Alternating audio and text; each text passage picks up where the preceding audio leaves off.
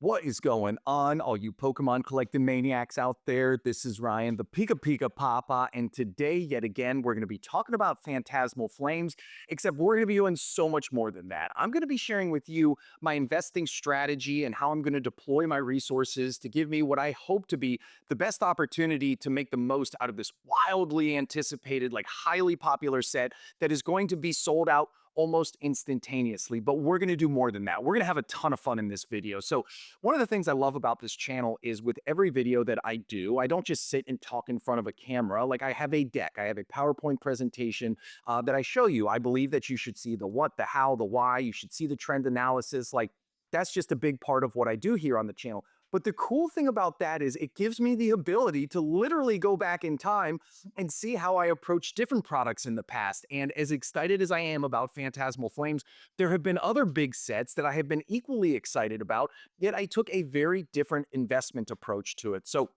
we're going to do a couple things today. First, I'm going to walk you through three different sets that I had huge interest in, and I ended up taking large positions in, yet I approached them fundamentally differently in how I acquired those products. And throughout the course of doing that, I'm actually going to show you the other products that I was suggesting back then, not as a braggadocious moment or anything like that. Everybody's right in a bull market. It's been a crazy bull market the last couple of years, so they've all done really well, but this is kind of like a fun look back moment. And then at the end, I'm going to share with you how I'm going to kind of meld those different approaches in order to give what I believe is myself the best opportunity to take a large position in this set. The set's going to be fantastic. I mean, I've been talking about it literally ever since Inferno X was trademarked over in Japan. Like that is usually our leading indicator. Whenever a new set name gets trademarked in Japan, we start to guess about what cards could be in it or what it might feature. And obviously with a word like Inferno in there, a lot of us felt it was going to be Charizard heavy. So I've been pumped about this set. I continue to be. I can't wait to take you for this journey back in time. And hopefully as I share with you my different approaches, I'd love to get your input on that too. So if you get in this video, if you're having fun, if you enjoy the content, give us a thumbs up or hit that subscribe button. Those two things go a long way in helping my small channel out, and I could not appreciate it more. So with that being said, we're jumping way back to May of 2023. Look at this slide. Again, these are the exact slides that I used back at these certain points in time. So every month at the beginning of the month, I share with you the cards or a sealed product or whatever that I'm going to be spending my Poké dollars on. And this is the exact video series from May of 2023. And as you can see, we were right in the middle of Brilliant Stars and Lost Origin, Crown Zenith, Fusion Strike, Celebrations. And these are the exact products that I was going after. I won't talk about them in too much detail, but again, really cool to see where the market was then versus where it is now. Brilliant Stars was a product I was a big fan of. I was talking about that Charizard chase card and how it had come down a little bit in price. Fusion Strike, I've always been obsessed with. Love that Gengar. Love that set. That thing's done really well. Those celebration promos from the Ultra Premium Collection box, I was hot and heavy on those. You could buy both of them sealed for like under $50 back then, which I thought was a fantastic opportunity. I've always been a huge fan of Crown Zenith, and the final product in that long, elongated, Crown Zenith rollout was coming out. Those shiny Z and Z boxes, which had a ton of packs. I was a huge fan of those. And then Pokemon Center exclusively trainer boxes. I have been a fan of those for as long as I can remember. Remember, this is from May of 2023, and I've always felt like in the long run, they're going to give us some really great results. And this is just a really cool slide right here to see about what was. But this isn't about what was. It's about the action that I was taking in preparation of a big set, which was 151. We knew at this point that Pokemon 151 was coming out. And even though this was May of 2023, and this set was going to launch in late September of 2023. On my video where I talked about where I was going to be spending my money, I literally put here, this is not a joke. I am setting aside dollars. I'm going to be saving some of my Poke budget every single month because when 151 comes out, I want to go absolutely ham. I want to buy as much of this product as I can because I think in the long run, it's going to be an absolute gem. Now, hindsight's 2020. Obviously, it's turned out to be absolutely fantastic. But because I took that approach, I was able to buy, and this is not a joke, I have 16 Pokemon Center exclusive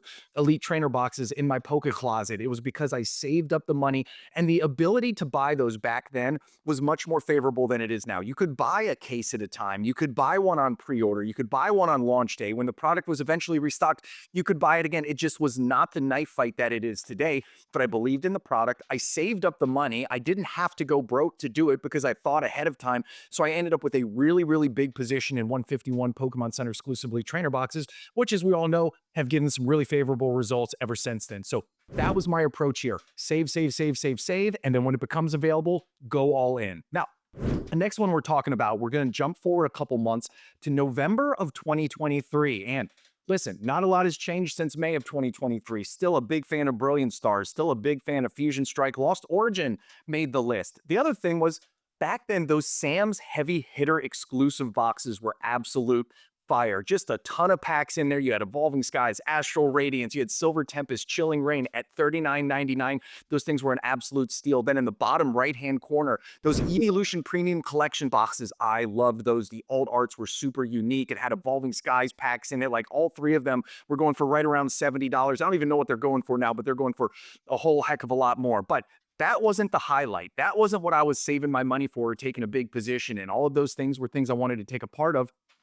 But Paldea Evolved. As you know, on this channel, I have been low-key obsessed with Paldea Evolved for quite a while. But this was the month where I finally decided, listen, I'm going to start buying into Paldea Evolved. And as you can see, booster boxes back then were $94 a piece. Oh my gosh, how wild is that? So the thing that I really liked about Paldea Evolved was I used to use this metric, which was a ratio of the value of the top 20 singles cards versus the booster box price, because back when things used to actually stay in stock for a period of time, that was a great indicator of undervalued sets. If the top 20 singles cards were super valuable, but those booster boxes weren't quite in line with it, almost always that led to great booster box price appreciation. So at that point in time, the ratio was way off. The Magikarp was doing good. You know, you have a lot of great cards in that set.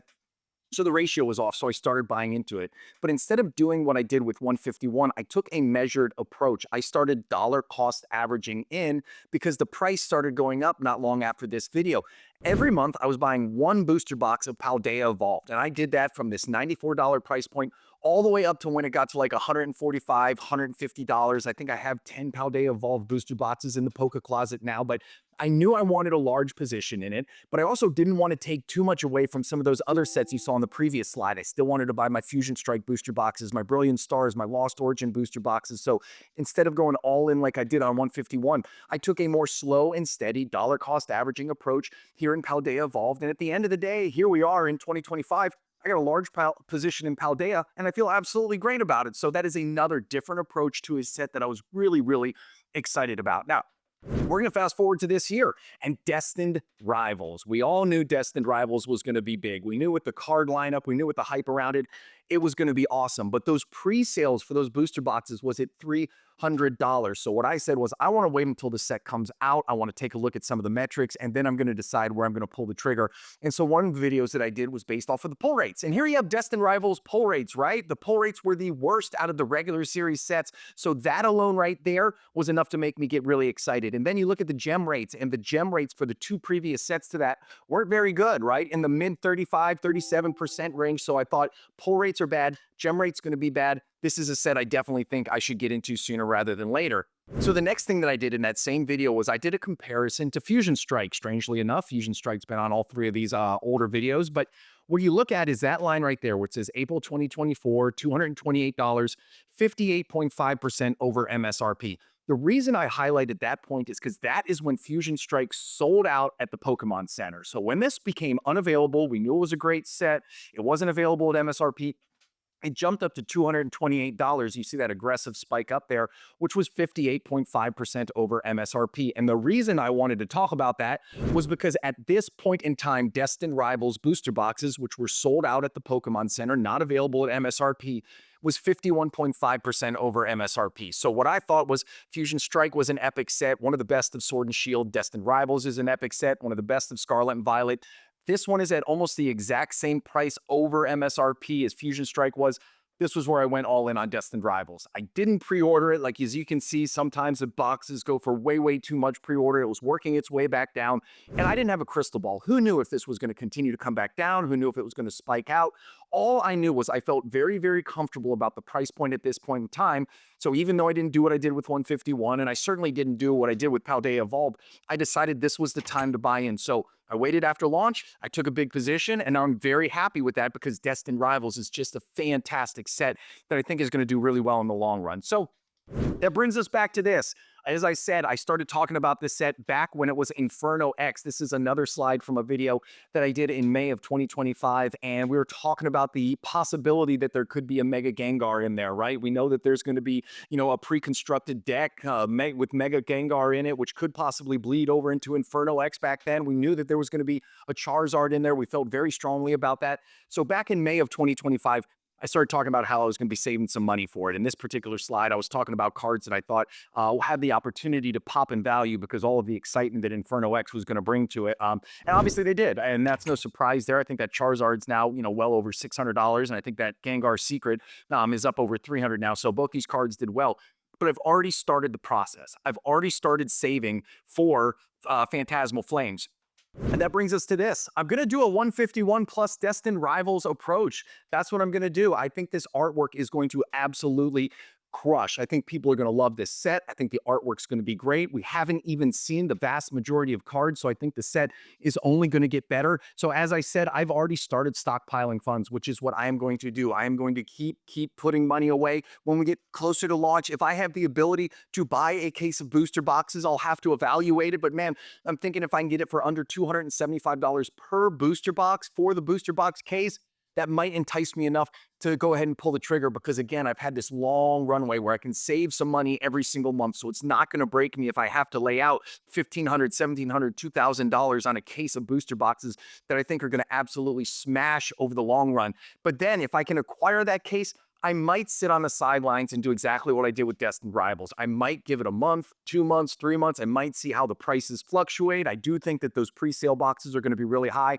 so I might not end up with being able to buy the whole case, but I always make sure I have a couple different approaches because you never know what's going to happen. The one thing that I can say, and I feel pretty strongly about this, is that the supply and demand curve is not going to get worked out between now and then. Like, I feel very strongly that this is not a product that is going to be produced to the point that it's going to be sitting on shelves. I think this is going to sell out instantly. That's why I want to make sure I have a plan in place, and I want to be able to get a big chunk of this because I'm very, very excited for it. And no matter what, I tell you this, I don't like to buy expensive singles early on, but I think the artwork on that Charizard is so fire. I might go ahead and have to pull the trigger and try and get it graded because I know my kids will love it too. So that's my approach. Those are 3 different ways I've approached it in the past. This is what I'm doing for Phantasmal Flames. I hope you're as excited as I am. I hope you found some value in this. And I really hope you enjoyed a little trip down memory lane. And if you did, hit that subscribe button or give us a thumbs up. Those 2 small things go a long way in helping my small channel out. I really appreciate it. All right, everybody. I'll talk to you later. Thank you. Bye.